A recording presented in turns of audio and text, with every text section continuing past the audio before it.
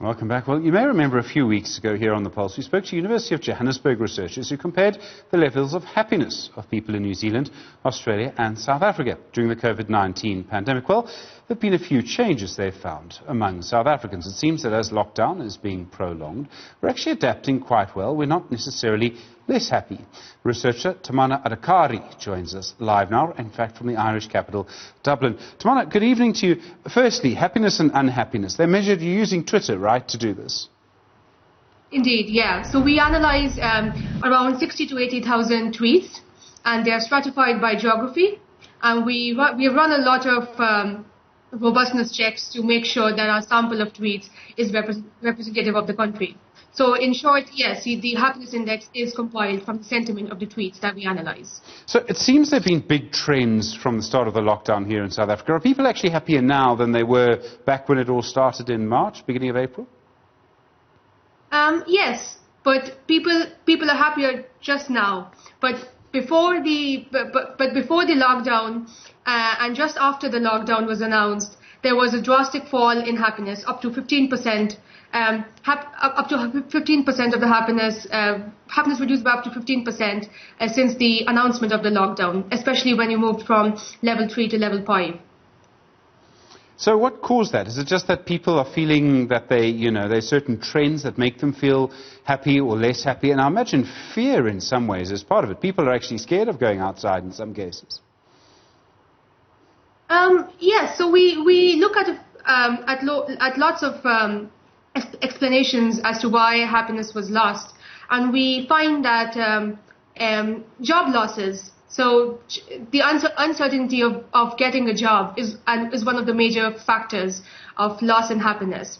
But the other major factor is actually the ban on alcohol sales. Alcohol is associated with people's happiness, and seemingly very strongly so, and that has negative ramifications on the level of happiness of the people. Less so than the actual COVID-related deaths, surprisingly, in South Africa. That's so interesting. So people are actually more upset about alcohol than they are over the fact that 5,000 people have died. Well, I mean, that is what the data is saying. Now, you have to understand that the fatality rate in South Africa is substantially less than the fatality rate in, let's say, the UK or Spain, for example. And the economy in 2019 wasn't doing so well, and obviously that's only worsened over the last quarter. So all that really feeds into people's psyche more than the actual disease itself.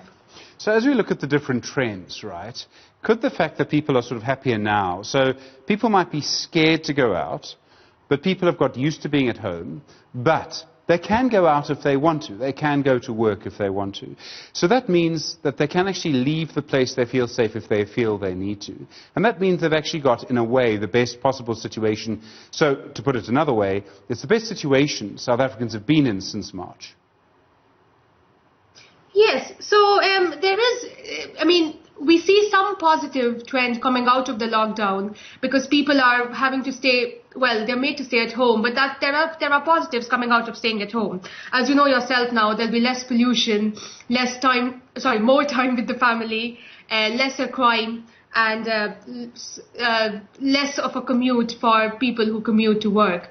So all those are positives that are associated with the lockdown, and that is the primary reason why we're seeing a slight uptrend in the happiness levels over the last few weeks.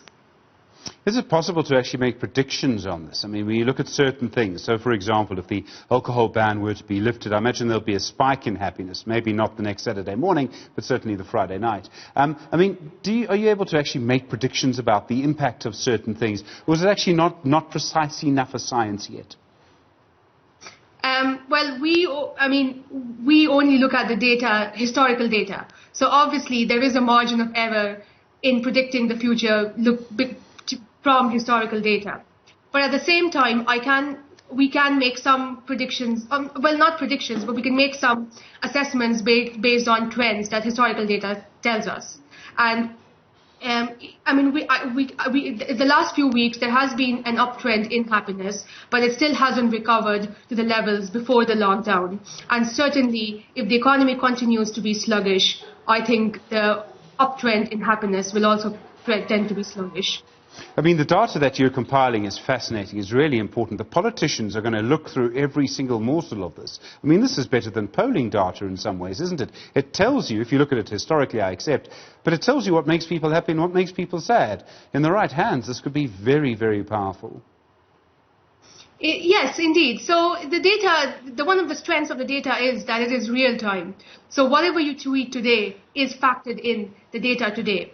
And you can't say that about many data sets. Even the data set that's collected by reputable agencies that are used in policy making, they have a lag of at least a few months to a year from when the data is collected and when it's released. So this really is a good tool for policy making, indeed. It's going to be fascinating to see how the science develops. The science of happiness, and economists are running it. Who would have thought? Tamanna Adhikari, I really do appreciate the time. Thank you very much indeed. A researcher on the line from Dublin. She's a researcher at the University of Johannesburg.